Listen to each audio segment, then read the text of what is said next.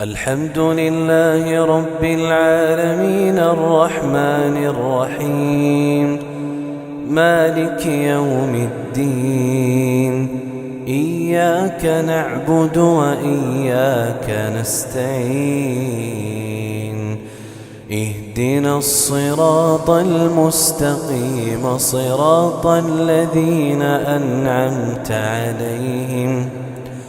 غير المغضوب عليهم ولا الضالين.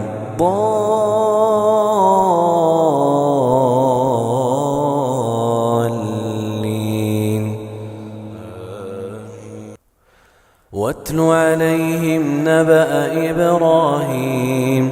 إذ قال لأبيه وقومه ما تعبدون قالوا نعبد أصناما فنظل لها عاكفين قال هل يسمعونكم إذ تدعون أو ينفعونكم أو يضرون قالوا بل وجدنا آباءنا كذلك يفعلون قال أفرأيتم ما كنتم تعبدون أنتم وآباؤكم الأقدمون فإنهم عدو لي إلا رب العالمين الذي خلقني فهو يهدين والذي هو يطعمني ويسقين وإذا مرضت فهو يشفين والذي يميتني ثم يحيين والذي أطمع أن يغفر لي خطيئتي يوم الدين رب هب لي حكما وألحقني بالصالحين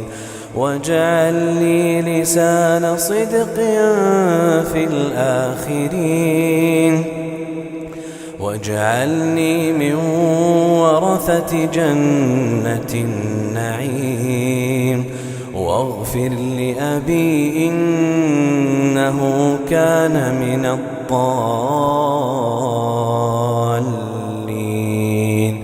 ولا تخزني يوم يبعثون يوم لا ينفع مال ولا بنون إلا من أتى الله بقلب سليم وأزلفت الجنة للمتقين وبرزت الجحيم للغاوين وقيل لهم أين ما كنتم تعبدون من دون الله هل ينصرونكم أو ينتصرون فكبكبوا فيها هم والغاوون وجنود إبليس أجمعون